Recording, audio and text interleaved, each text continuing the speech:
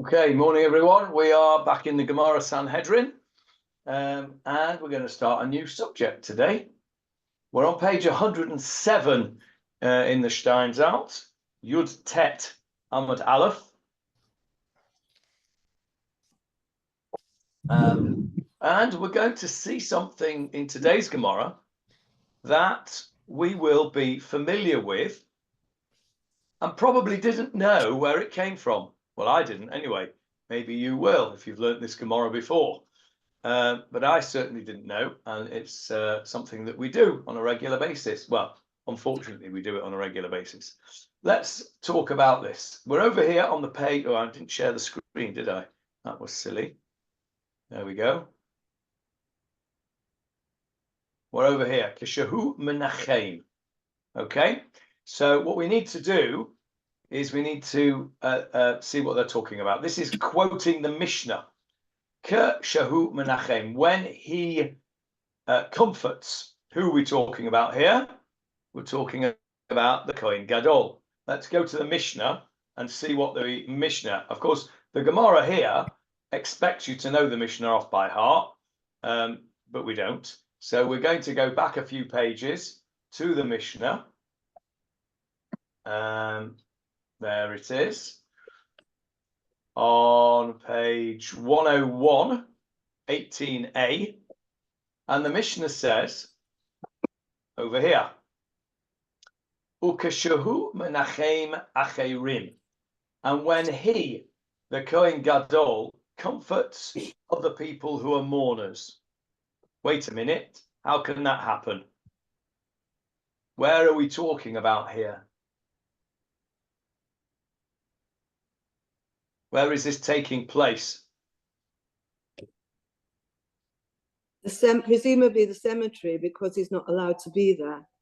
Yeah, what's going on here? If this is going in the cemetery, we've got a bit of a problem because he shouldn't be there because of the tum'ah, the impurity. So Rabbi, when they return from the Rabbi, but it doesn't say that. Rabbi Steinsaltz helps us by telling us that, not in bold. If you look on the screen there, in bold is what it says in Gemarah, and in not in bold is what Rabbi Steinsaltz tells us to help us out. So when he consoles others in their mourning when they return from the burial, it's still a bit of a problem, this. Why is it still a bit of a problem? The people are Tomei, are they? The people are Tomei, yeah, the people are Tomei. So if the people are Tomei, the Kohen Gadol has to stay away, right? Can't go touching them because he will catch the tumah, as it were.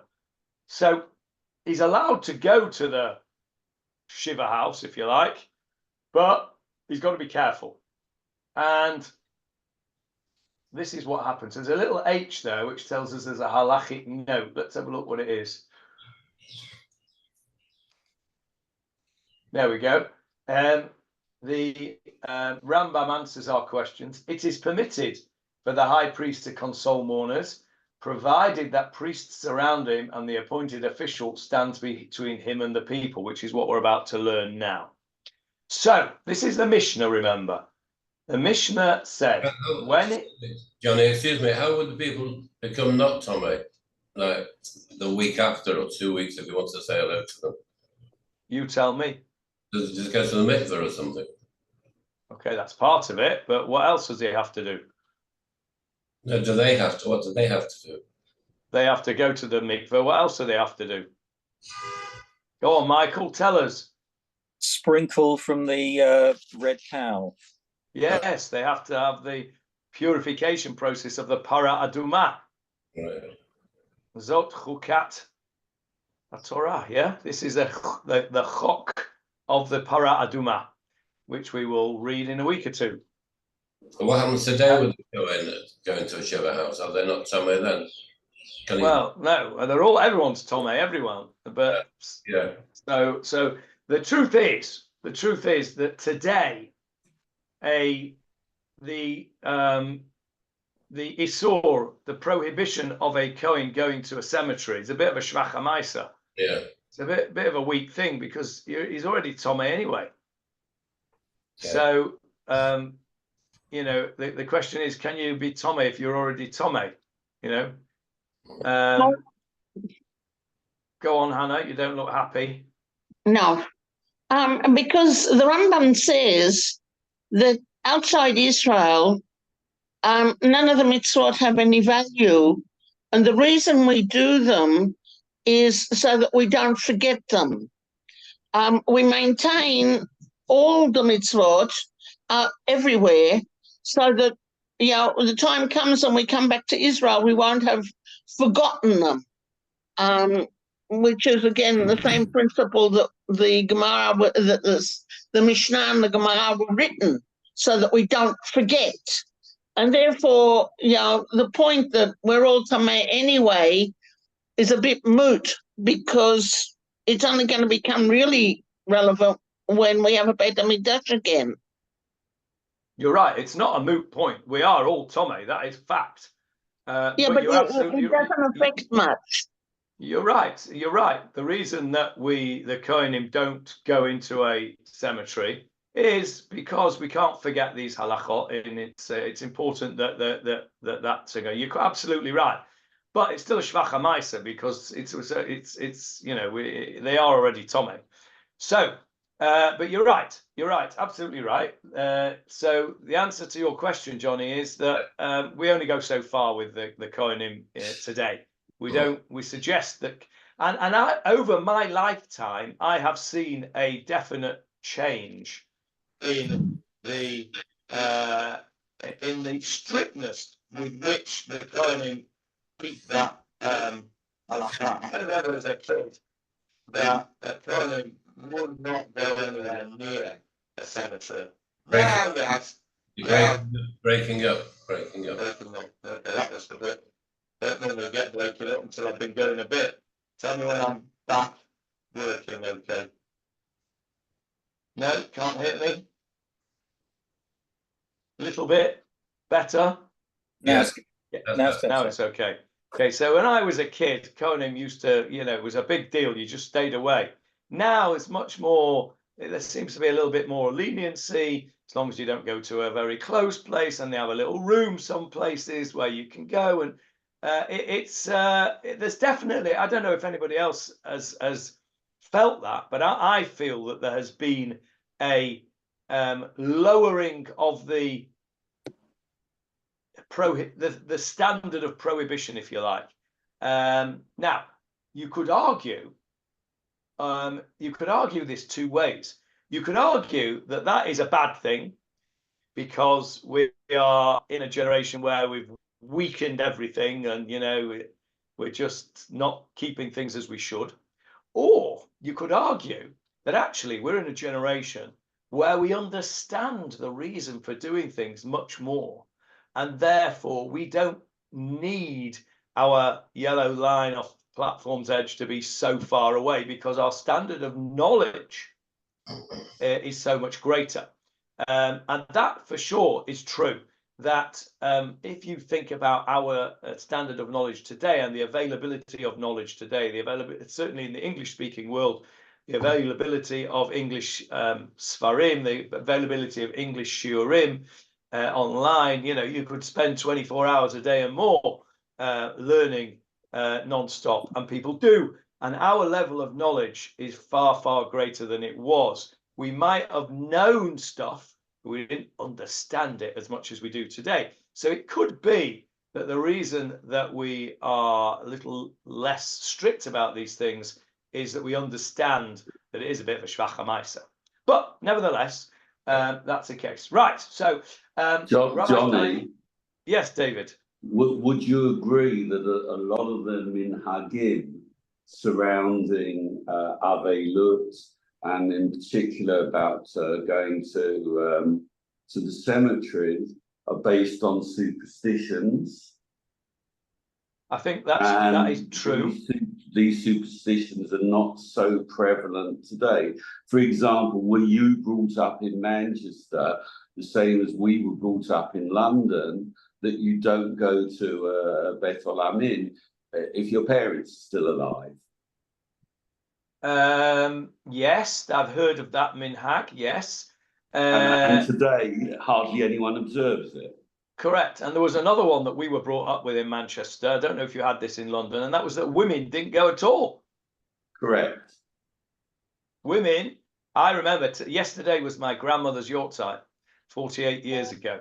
As it so happens, I did not go to the Levaya because I was doing physics A level on the day of the Levaya the following day, so I didn't go. But I do remember that there were no women going. I mean, it was just, women did not go to a Beis Olam. And 20 years ago at the Haredi cemeteries in London, women were not allowed. Certainly not for a Levaya. They were allowed to come up Matseva. Right. So yes, Hannah. I'm very unhappy again.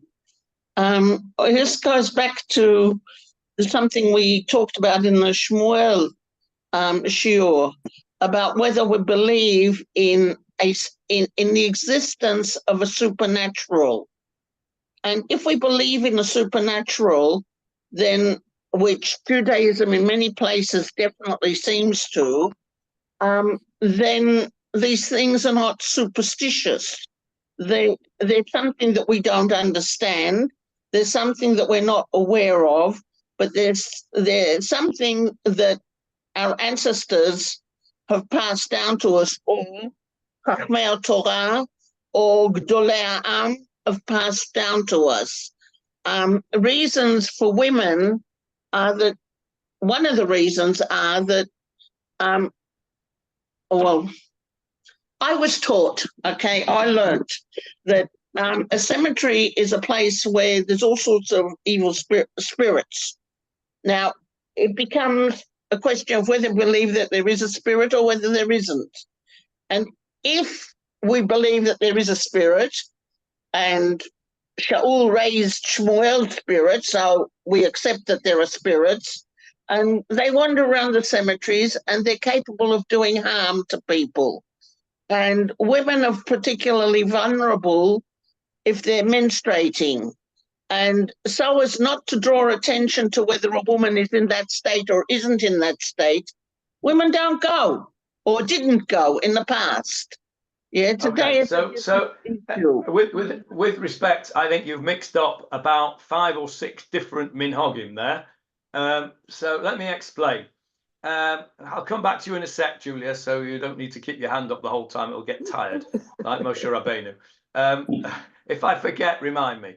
Okay, so because there's a lot to break up there, what Hannah said.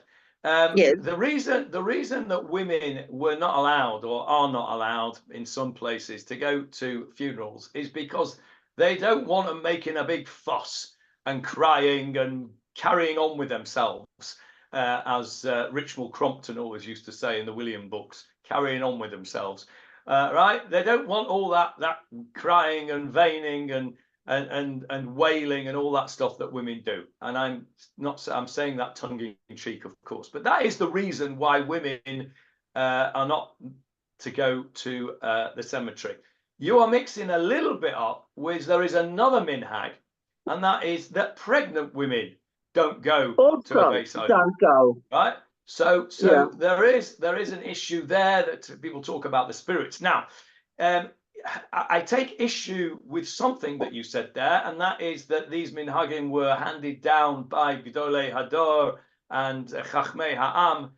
Some of them may have been, but the vast majority of these superstitions are what we call darkei emori, okay, which is asur. They are shtuyot. They are minhag shtus, as we used to call them back in the example. Example, when you are sewing a button on somebody's clothes that they should eat. Okay, you all had that one, right? That's minhag shtus. Why? Because you sow tachrichin, and so in order not to show that you're dead, you chew and you eat, and it's minhag shtus. It's nonsense. Okay? Fair enough. I accept that. I wasn't talking about things like that because I don't know any of those. Right. Okay. So the vast majority of what the superstitious things are darkei emori. They are, for example, Do we have any Sfaradim here? No Sfaradim on today. Okay. Chamsa, right? All that stuff. Chamsas are Darkei Amori. Yeah. Okay. My son Dan will not have a chamsa anywhere near his house or his shul. Okay. And not David's nodding in agreement there. It's an avodah zarah. It's an avodah zarah.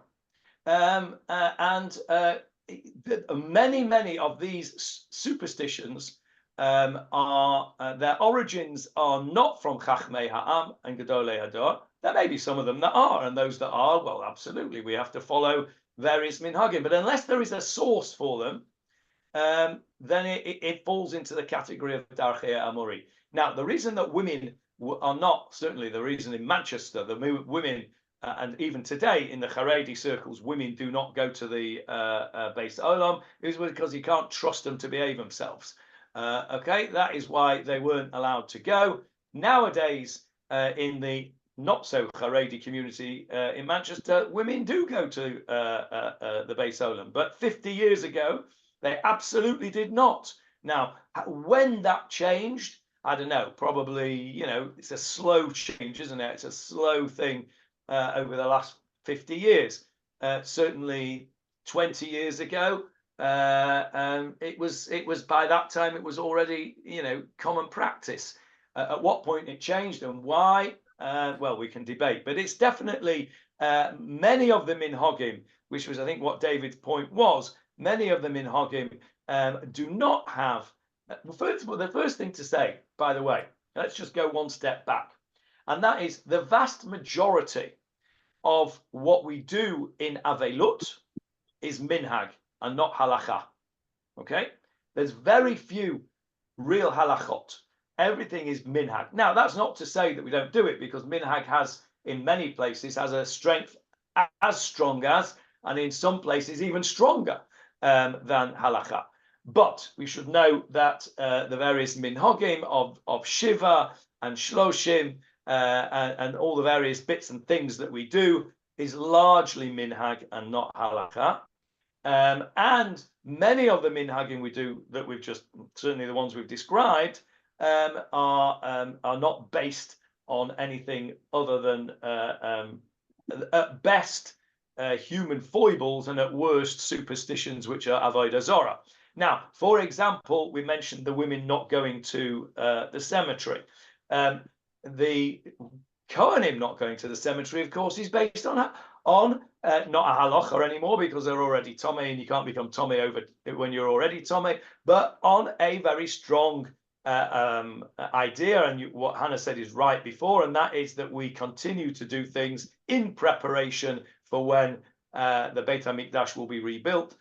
Same reason that we learn the Gemarah Yuma, so that we know what we're doing. And there's a whole institute in Yerushalayim. We've got a whole bunch of Kohanim there who are training to do shchita and zrika and all the other things that you've got to do as a Kohen, and they're all ready to roll as soon as the Beit HaMikdash is built. So there is a big difference between those things.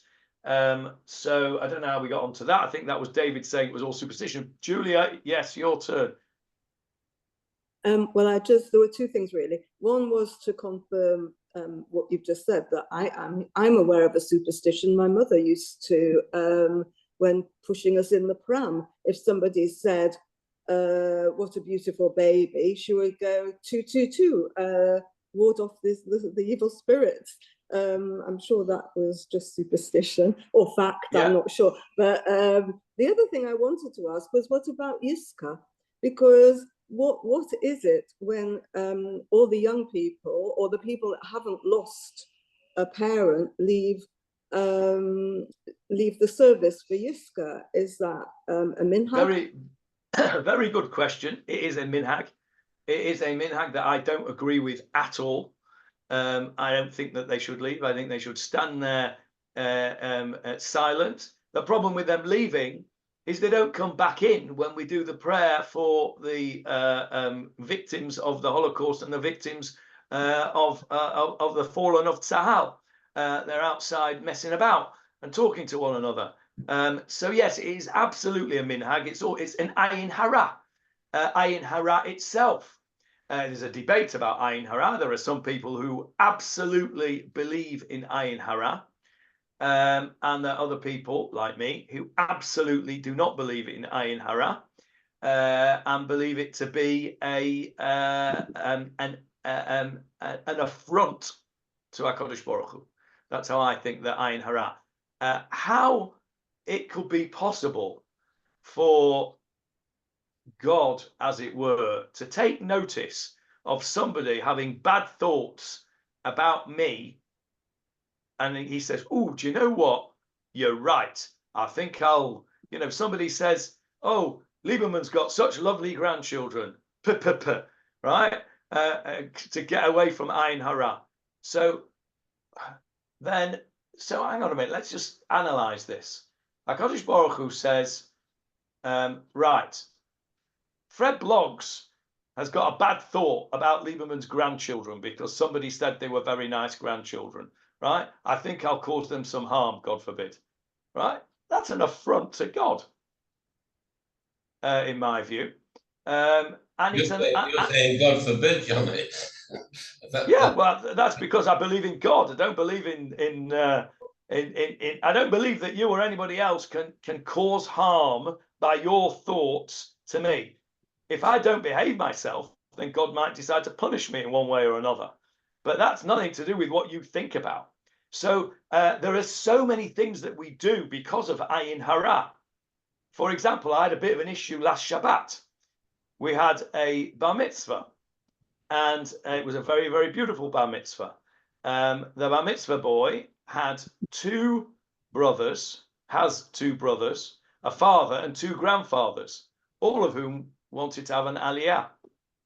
How am I going to sort that out as the gabbai when you're not allowed to call up a brother after a brother, or a son after a father, or a father after a son, and some people say even a grandfather after a son? It was, it was a bit tricky, to be honest. You had to start, putting people in there. And why do you not call up two brothers, one after another, or a father and a son? The only reason is ayin hara. That somebody would say, look at them, they're getting all the aliyah one after another. And they'll have ayin hara, they'll have an evil eye. Well, maybe I'm arrogant and I say that I don't believe in ayin hara. I don't believe that human beings can influence God's performance of what goes on with other people by their evil thoughts. I think that's personally, I think that's an affront to the righteousness of God. I'm interested to know what anybody else thinks. Anybody here believe in ayin hara? My aunt, by the way, Jeffrey's mum. Jeffrey's on the way back to England today. That's why he's not here. But Jeffrey's mum, she really believed in ayin hara. If you didn't have a red bendel on you, then you were, she wasn't happy at all. You had to have a red bendel hidden somewhere to ward off the ayin hara. I see Johnny's got one on his wrist there. Johnny, do you believe in ayin hara? Yes and no. Yes. Yeah. Okay. Well, my dad did, so I just. Yeah. What I think my dad did as well a bit, but I don't. No. What you're saying also flies in the face of modern popular thought that if you think positively, then positive things happen. And if you think negatively, negative things happen. It's a very, I agree. Okay, I'm not there. I don't know too much about it, but people say it to me all the time, like think positive and it'll be good. I don't think thinking positive changes the outcome. I think it changes your perception of the outcome.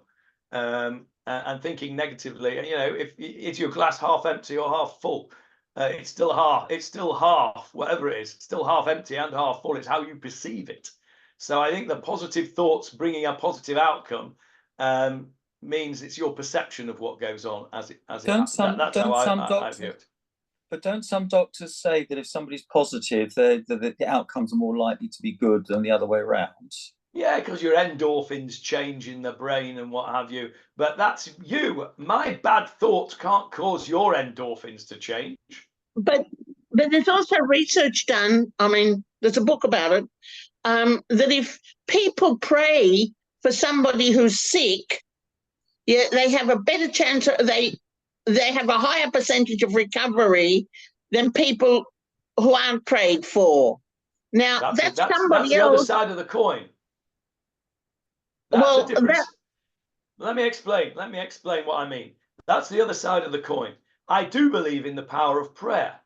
I do believe that our positive thoughts may influence HaKadosh Baruch Hu. Now, let me explain why. And this was Johnny, you'll be interested in this. This was said by Rabbi Kupitz, Zichrono Livracha, at my son Akiva's bris, coming up to 36 years ago. And his bris was Erev Yom Kippur. And we had the bris Suda at lunchtime on Erev Yom Kippur, and it was packed.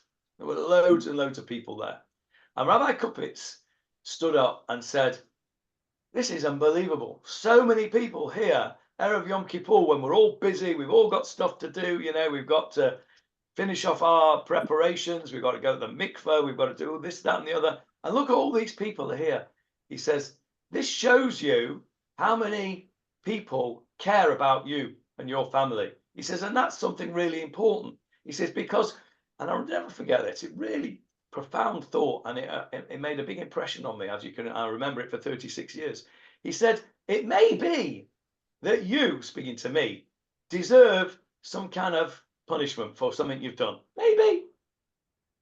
But if you get some kind of punishment, something bad happens to you, all these people here who are your friends are going to be upset. And it may well be that you, he pointed to some other guy, don't deserve to be upset.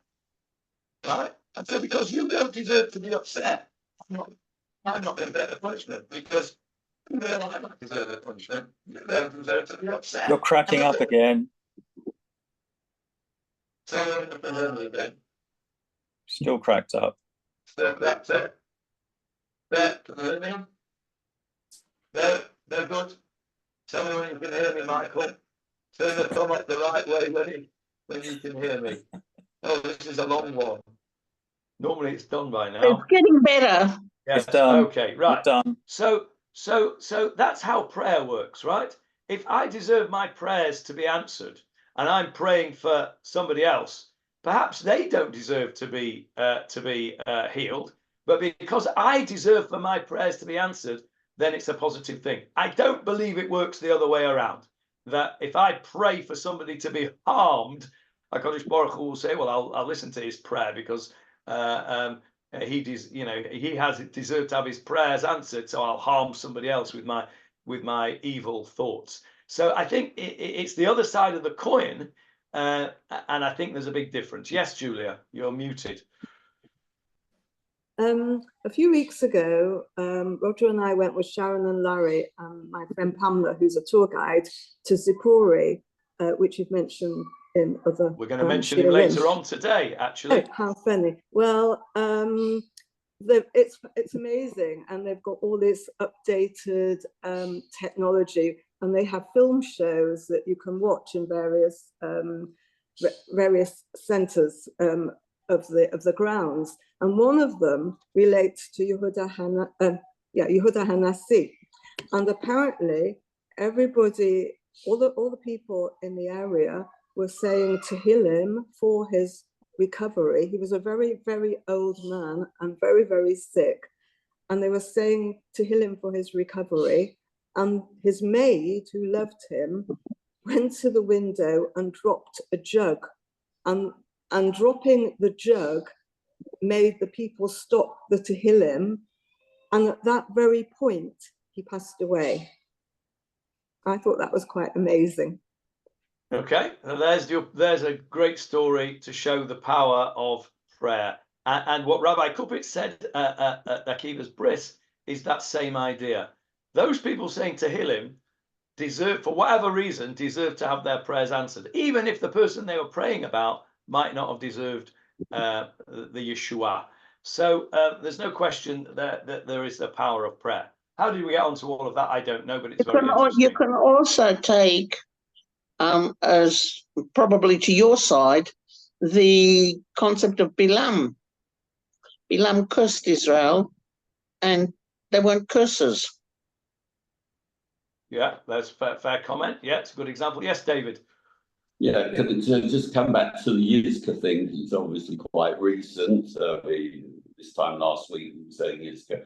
A lot of schools instituted a minhag, which I think is far preferable, that everyone should stay in for the communal hazkarot.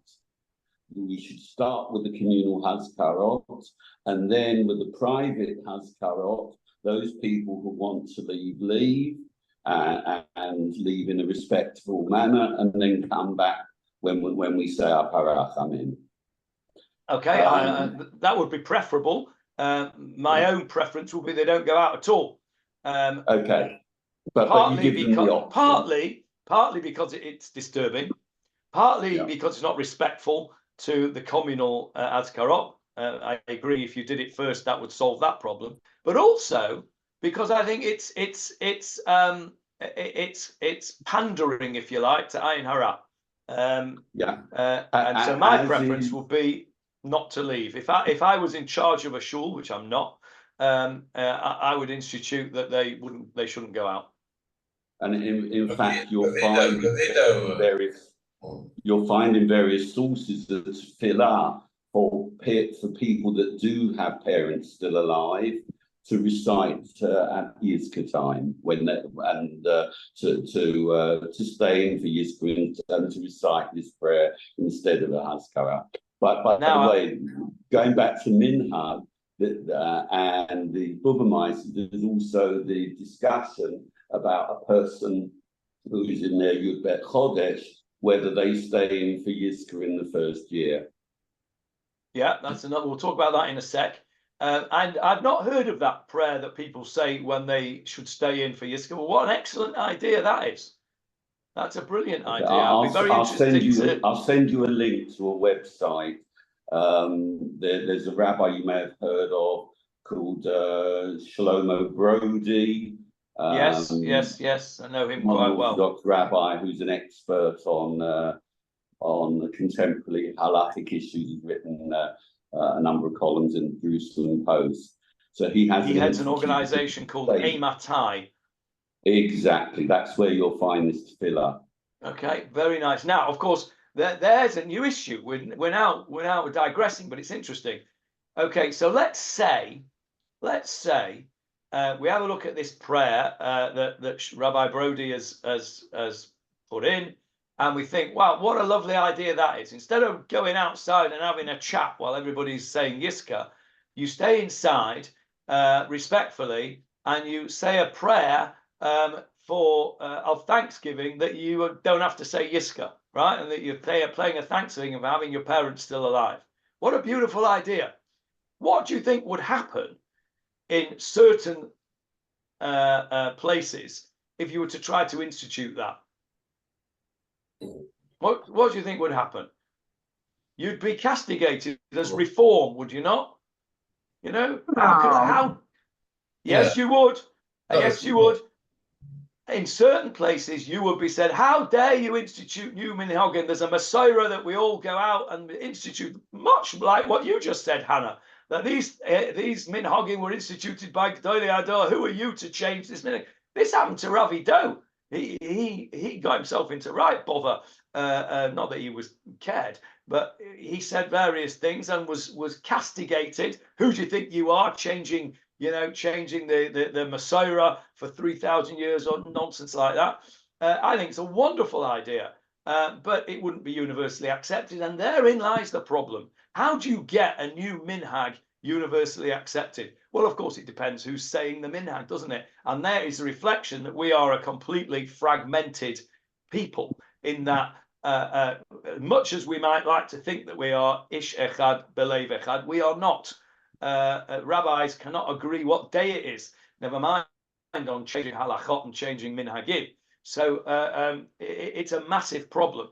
And the truth is that if you are a rabbi in charge of a community, then you have to, if you find something like that, you have to have broad shoulders, I think, and institute it.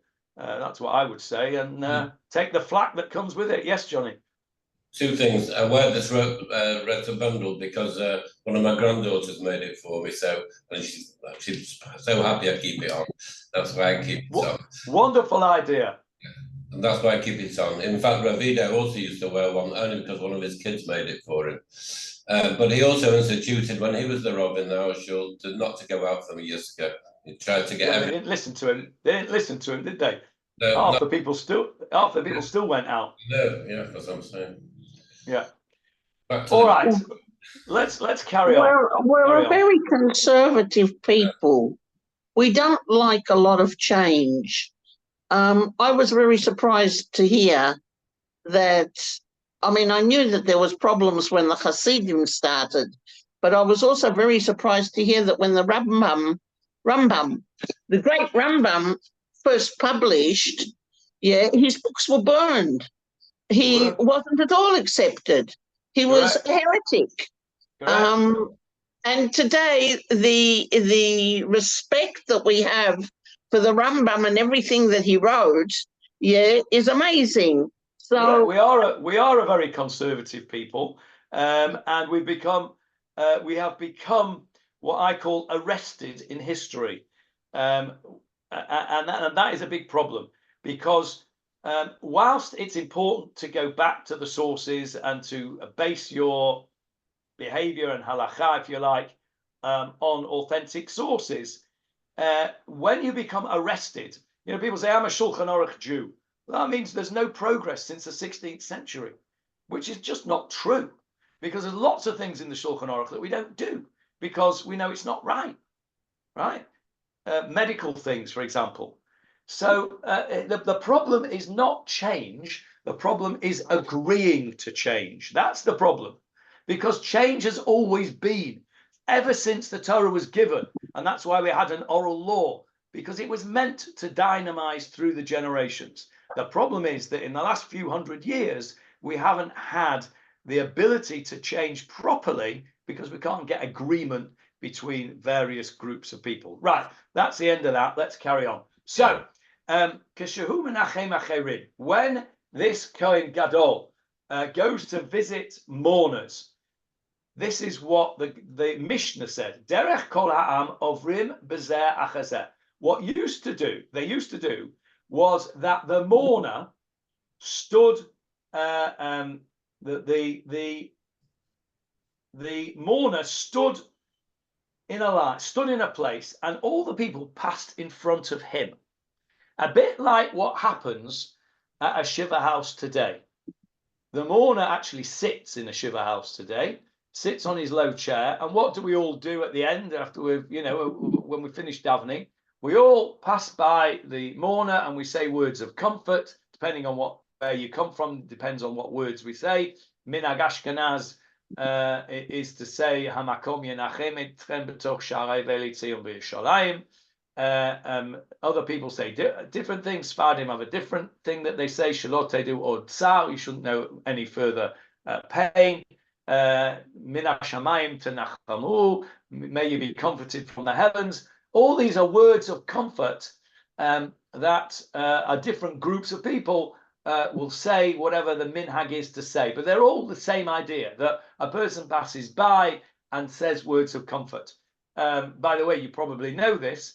What we English South African folk say is Chayim Arukim. We wish people a long life. The Sephardim don't know what you're talking about. The native Israelis don't know what you're talking about when you say that. Israelis also don't know what you're talking about. No, and it's the Americans. No, I think it's a very English and South African thing. Be very interesting to know actually how that developed. I don't know where that came from and what its origins are, but it's interesting that it seems to be a very specific minhag Anglia thing, which has also gone into South Africa, but it doesn't seem to have exported itself anywhere else, which is interesting, isn't it? Do you know the source of it, Johnny? I don't know the source of it. No, it's probably an ayin hara that you know thing. I'm sure you've heard this. That there used to be, I think there still is, a name of a battery, a long life battery in England called Ever Ready. And the story went that at the factory, there'd be a rabbi there, and every battery that came through on the conveyor belt, the rabbi would say, "I wish you long life." I like it. Never heard that. Never heard that. No, never heard that. Duracell, I thought you were going to tell me, but no. This was years before Duracell came on the market. Right. Okay. Anyway, it'll be the first long life battery. It's interesting to know, isn't it? It will be interesting to know where it originated and why it didn't export itself to other English-speaking things. But if you say Chaim Arukim to somebody here in Israel, to an Israeli, they're thinking Barmy, and it's a fascinating thing how minhagim develop. Anyway, how did we get onto that? Yes. So the Mishnah says that the mourner stands there, and the people pass by. Okay. The hamamuneh and the appointed one, we'll come back to what that means in a minute. The hamamuneh, the appointed one, mematzor beino levein ham. The appointed one, whoever that is, it places himself between the Kohen Gadol and the people as he passes by. Why is that?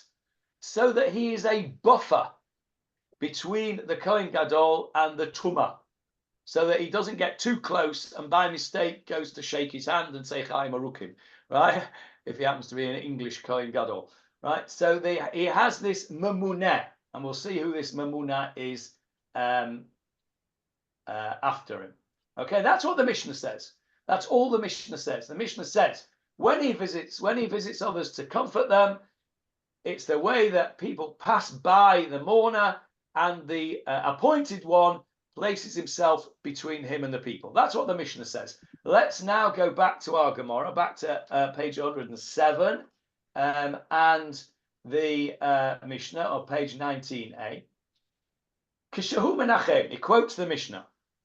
Tanu Rabbanan, there is a brisa that expands on this whole idea of what goes on when the Kohen Gadol comforts the mourners.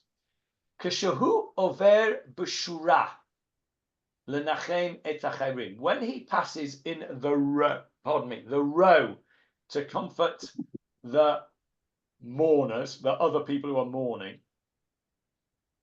What word in there do you recognize?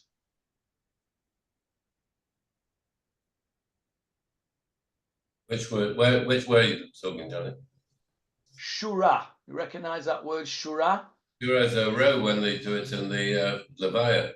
Okay, right. Now, at a Levaya, what happens, Johnny? Describe to me what happens at a Levaya. After the actual interment, is that the right word for it? When the mourners leave, the men, it's usually men only, form two rows, and the mourners walk down the middle of them, where you all say, okay, very good. That's exactly what happens. Is that what our Mishnah has just described? What did our Mishnah describe? That the mourner stands still and it's the other way around. Yeah, it's the other way around. Yeah. So that's interesting, isn't it? Yeah. Right, we're going to learn why. We might not get to it today because we've digressed, but we're going to learn in this piece of Gemarah why we do it the other way around. Okay? But that's the first thing I wanted to point out to you, is that the Mishnah talks about a shura, or this brisa talks about a shura, but it's not the shura the way we do it. It's not the row that we do it. By the way, shura, it just is a Hebrew word that means row. Right. Julia, you don't look happy. We didn't do that in Liverpool, and I'm not aware that I've seen it in the funerals that I've been to in Netanya. I don't recognise it. It is a. I've seen it in London, and we only do it in crowded situations. Normally, you go you walk past the mourners when they're sitting down, but if there are lots of people at the lavoya, that is when they do the shura. Okay, so the two things are not connected, because the shura is a minhag on its own, and the comforting the mourners afterwards is also a minhag on its own. Now, Julia is right that it's not done universally. I don't remember it being done in United Synagogue type of communities in Manchester, but it is definitely done in Machzikei Adas type communities in Manchester. In other words, the more Haredi communities. Johnny davened in a more Haredi community than a United Synagogue in Vine Street, so that's why Johnny's familiar with it. I don't remember seeing, not that I'd been to that many levayas in my childhood and youth, but I don't remember seeing it done in the United Synagogue type of funeral, but certainly in the more Haredi communities it is. David, what's your experience? Yeah, you're the same thing. It's a fairly recent innovation in the United Synagogue London communities. The Haredi communities always did it. When I was young, it was never done in London, in the United Synagogue. Which is an interesting phenomenon in itself, by the way. I'm going to digress again because it's just interesting. That what we have seen over the last, I suppose, 30 to 50 years is we have seen in England, and I can only really speak about England because that's my knowledge base. We have seen in England a big shift to the right of the United Synagogue in terms of its how it behaves, and this is a good example because the Haredim do this. There's been a drip down and a push to the right of the United Synagogue. Then now the United Synagogue do these things. When I was a kid, there, and I went to the Shrubberies Shul in Prestwich, which was a pretty standard United Synagogue shul. It would be very similar to many of the shuls that you would have in London or in Leeds. We used to have, as a kid, I mean, I wasn't allowed to go because I was too young, but we used to have Breaking up again, Johnny. Breaking up again. Okay, I went to Schneider Kraft, give me the thumbs up when you're ready to hear me again. No. Breaking up, Johnny. Breaking up. Breaking up. Any good? Tell me. Cutting Can you down. hear me? You better. Yeah, it's okay. It's coming back. Okay, we're coming back. Yes, We're up to okay. where you davened at the Shrubberies. Right, so I davened at the Shrubberies, a fairly standard United Synagogue. When I was a kid, we had a Hanukkah social, which was a dance, and there was mixed dancing, right? Now, around about the mid-1980s, that all changed because the rabbi changed, and a young, fresh out of Kollel rabbi came and said, well, you're not having that anymore. You can't do mixed dancing in a shul. And so that went out the window. And I think it's another example. And I think doing the shura is an example of how in England, the United Synagogue has moved to the right, both in philosophy and in the way it behaves. Some things for the good. They keep halacha a lot better than they did. But they take on a lot more chumras than they have, which is not necessarily a good thing. It might be, or it might not. I think that's based on. I think that depends on the shul. And as I said, this shura only takes place when there are lots of people in there. Certainly in the synagogues that the funerals that I've been to for United Synagogue. So I don't necessarily agree with that. Some of the shuls have gone to the right, but what's tended to happen with the United Synagogue, those who are to the right tend to move out to other groups, move away from the synagogue. That's another phenomenon. That is another phenomenon that because of the increased knowledge that we spoke about earlier on, the increased availability of learning, the increased knowledge that we have, our generation, generally speaking, is much more knowledgeable. Has the ability to be much more knowledgeable because of the availability of material. And then obviously the Baal Teshuvah movement has schlepped a lot of parents with children, and they have moved, as you say, moved away from the United Synagogue into other groups. Julia, you're shaking your head again. To let you know, I couldn't hear a word you said, but but you came back. Okay, so yeah, so I think there is definitely in London where Dan Lopian, Oliver Shalom, was the rabbi. I know from people, my new friends here are all disciples of his. How they've changed their lives around, so they've all become. Yeah, and there's no rabbi of the shul. I think that's what I'm saying. Well, he had a big that's that shul. Not shul it was, but it was. Yeshurun. Edgeware Yeshurun, I think. Yeah. Yeah, Yeshurun. Yeah. I go there regularly. The Federation shul. He was a huge Talmud Chacham, Dan Lopian. Yeah, I'm saying it changed. There's a Lopian. And another huge, what really made it change was Diane and Troy being appointed based in. Yeah, that's true. And of course, where was he based in before? He was the based in London. He was based in Manchester. Manchester, yeah. So there is no question. There's no Castros were completely overturned when the Diane Troy came down. There is no question that Diane Troy left Manchester in 1984, and there is no question that before his tenure and after his tenure were completely different things, and the standards are much higher.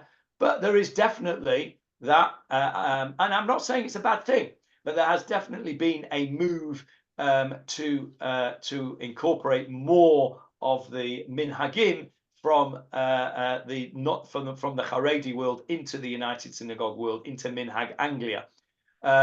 So let's go back. Yes, Hannah, you've got your hand up. I'm not happy. I don't disagree with the comments that you make, except that I get a feeling that we're preaching to the choir. We move in a religious environment, and we see the positive in the amount of material available, especially in English, for people who want to learn. And we don't look at the amount of assimilation at all levels, everywhere, in the Jewish world and also in Israel.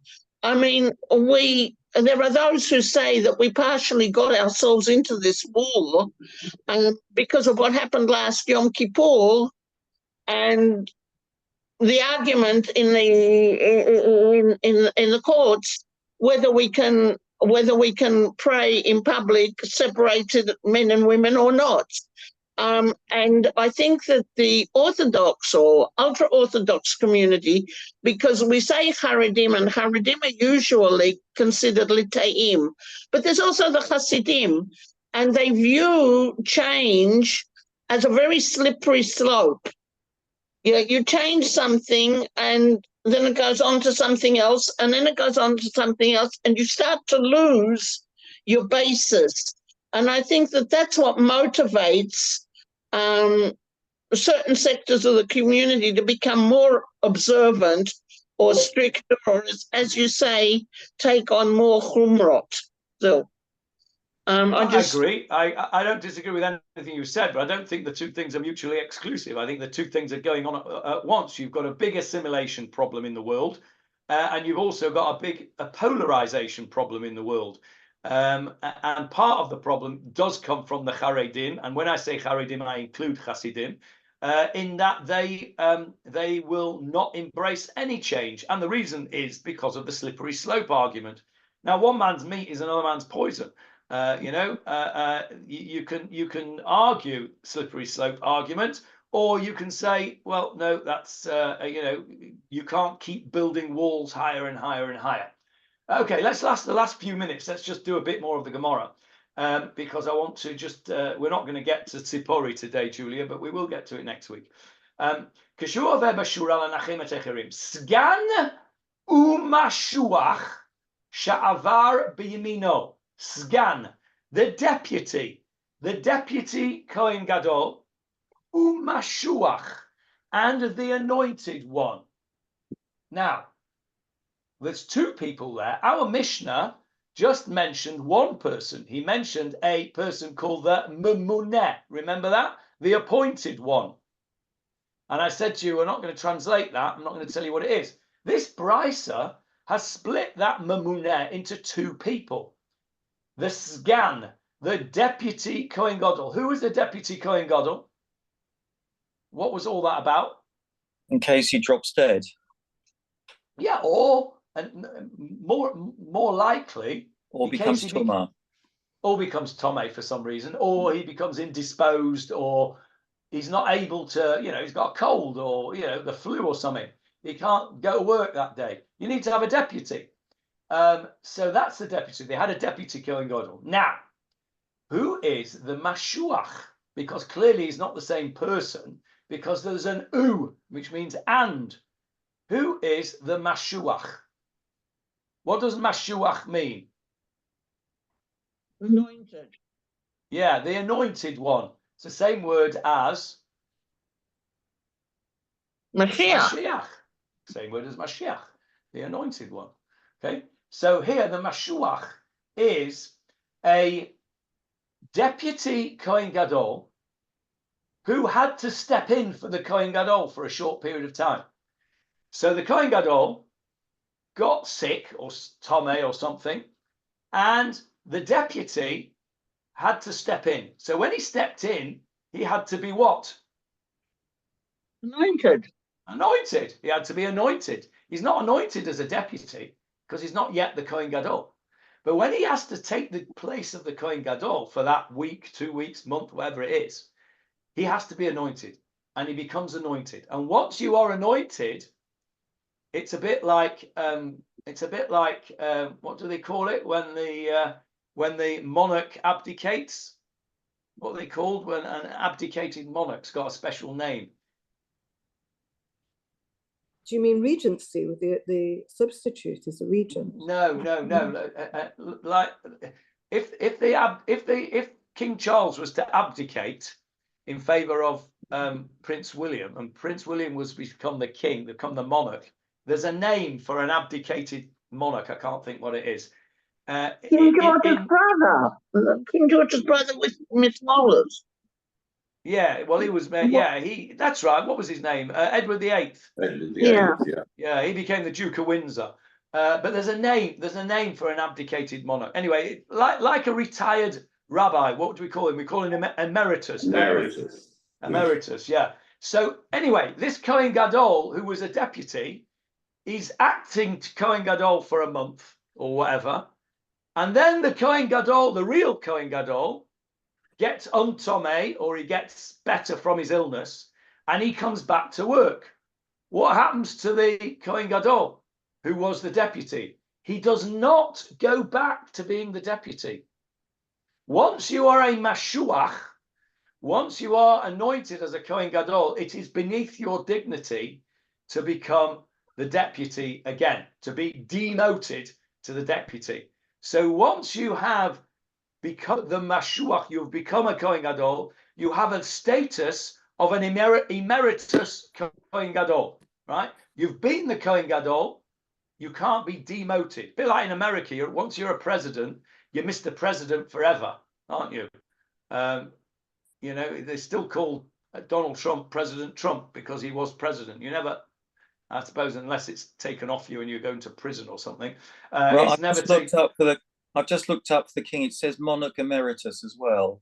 Oh, okay, that's good. That's the same word. Thank you, Michael. Monarch emeritus, right? So emeritus it will be. So this is the emeritus Kohen Gadol, after a fashion. So he does not get demoted, as it were, back to where he came from, the deputy. So when he takes over as the temporary Kohen Gadol, what do? They appoint a new deputy who stays as the deputy when the original Kohen Gadol comes back. So now you've got the original Kohen Gadol, you've got the temporary Kohen Gadol who's now the emeritus Kohen Gadol, and you've got a deputy. And that is what the Brisa is telling us. Keshahu over, when the Kohen Gadol goes past the mourners, b'shura in the row, lenachem et hacherim, to comfort the others. Sgan, the deputy, umashuach, and brackets, if there is one, the emeritus, sha'avar bimino. They're on his right-hand side, not like the Mishnah said.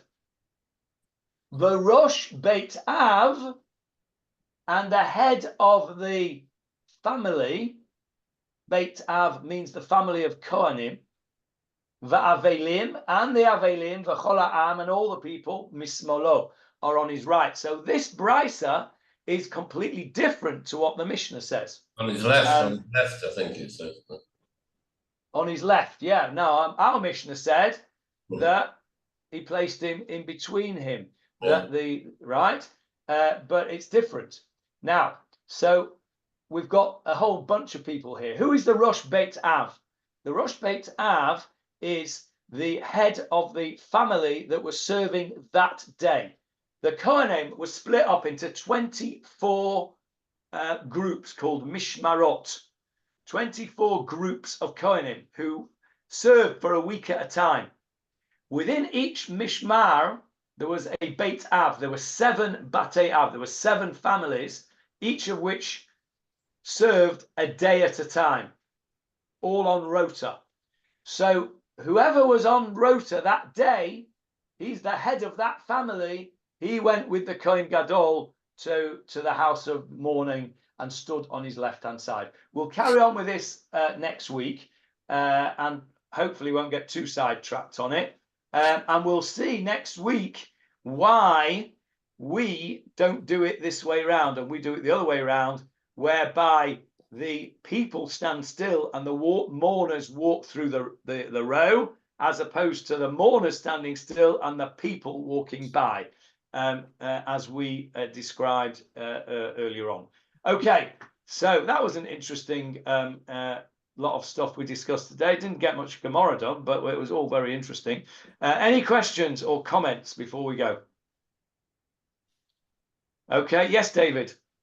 Yeah, have you ever heard of the Bubba Meiser not to learn or to teach Moed Katan? No. And not to teach Dinei Avelut? I've heard of not teaching Dinei Avelut, yes, because of Ayin Hara. Not a Bubba Meiser. What about Moed Katan for the same reason, presumably? Yeah, because there was a very, very tragic case. It was actually the Rav who was Besadeh Kedushin at my wedding. You may have known of him. I think he was originally from Manchester. And he died a young man from a heart attack within a few hours of giving a shiur on Dinei Avelut. And who was that? His name was Rabbi Abrams, if I'm not wrong. Yeah, I remember him. Yeah, I remember him. I was going to say something else. By the way, what do we refer to when you said Dinei Avelut? You're not allowed to say that, David. What do we call Dinei Avelut? We call it Dinei Smachot. Smachot, yeah. We call it because it's like Ayin Hara. You're not meant to say the word Avelut, you know. It's another Ayin Hara thing.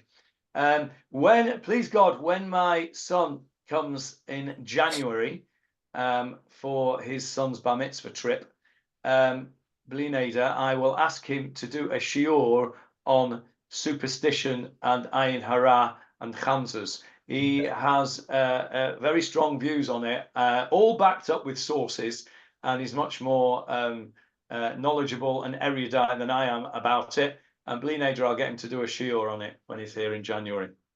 I have a Reggie son-in-law who the first thing he said when they got married was, no chamsas, no chamsas. No chamsas, yeah, no chamsas is definitely Darkei Amori, according to Dan anyway. Right. I remember, Johnny, when Mr. Hafner died, Mechel's grandfather, who used to sit next to me in the shiva, was the Gabbai of Vine Street, and we went to Kersal Towers on Bury New Road for the shiva house. I can't remember how old I was, about 10 or 11. I went to shake hands with like Moshe. Don't shake, shake hands. And the whole thing of shiva houses has changed completely in 50 years. It's more of a, I don't know what it is, like a party today, some of them. Well, it can be, yeah. I mean, I remember as a kid, I was scared of shiva houses. I just didn't want to go, you know. Yeah. I didn't like going, but it's changed. They've changed. Well, yeah, but of course, if you actually do learn the halachos or the minhagim of how you should behave, you're not meant to go and make it to a party. You're meant to go there and not even initiate a discussion until the Avail talks to you. And there are many stories of people traveling a very long way to be menachem Avail, going into the room, sitting down in front of the Avail, and doesn't say a word. The Avail doesn't feel like instituting conversations. Gets up after a certain period of time, says Amakom Yenachem, and leaves. And that is how you're meant to be Menachem Avel. And if that's what works, that's what works. You're right. Many places now it's become a party. And by the way, there's a big interest. This is interesting. There's a big difference between Ashkenazim and Sephardim in a shiva house. How many of you were told that you dare not eat in a shiva house? Me, right? Very Ashkenazi that. If you go to a Sephardi shiva house and you don't eat, they're completely offended. You're meant to eat in a Sephardi shiva house because you're meant to say a bracha on the food, Le'ilui Nishmat, the deceased. So it's a complete opposite. And I remember the first time I went to a Sephardi thing and they asked me to here, eat, say a bracha. I was like shocked. You don't eat in a shiva house. That's like, like a big crime. It's how we were brought up, right? It's based on nonsense. And if you take food in dishes, you can't bring the dishes and things out because of Tumah. So you have to leave them till after Shiva and collect them then. Yeah, well, a load of nonsense. Yeah. But on the other hand, I was always taught that when you go to a Shiva house, you take food with you. You take something. Yeah, for them, not for you. Yeah, wait a second. You take something of sustenance for the people that are there. And when I've been to Shiva houses here in Israel, a lot of Israelis aren't even aware. They don't even know. And some of them, if you say something, they say, "Oh, you don't have to do that anymore." And I understood at the time that it was because the Avel is not supposed to do malacha. He can, but he's not supposed to. So not supposed to cook. So you provide the food for them so they don't have to cook. Then you've got the bolt-ons. You've got Avalan's bolt-on, you can't bring your dishes back. And then you've got our bolt-on where you can't eat anything in a shiva house. It's all based on rather spurious Buddhamites, as David calls them. Could it have been because maybe you would be maybe in times where Jews were poorer, you would have been depriving the Avelim of food that had been brought for them to eat? That's a query. I think it's based on ignorance and superstition. Because back in the day, back in the day in Eastern Europe, we were pretty ignorant. We didn't know anything. My grandparents were very observant, but they were very ignorant of why they were observant. They just did it, That's what you do. But in Eastern Europe, they were also very poor for a long time. So maybe that's how it arose originally and turned into something else. Okay. I must go, John. Excuse me. Okay, thank you. Thank you. Thank you, Johnny. Frozen, Johnny. Can't be. It's still recording. I think he got something in his eye. Okay, see you on. Cheers, bye.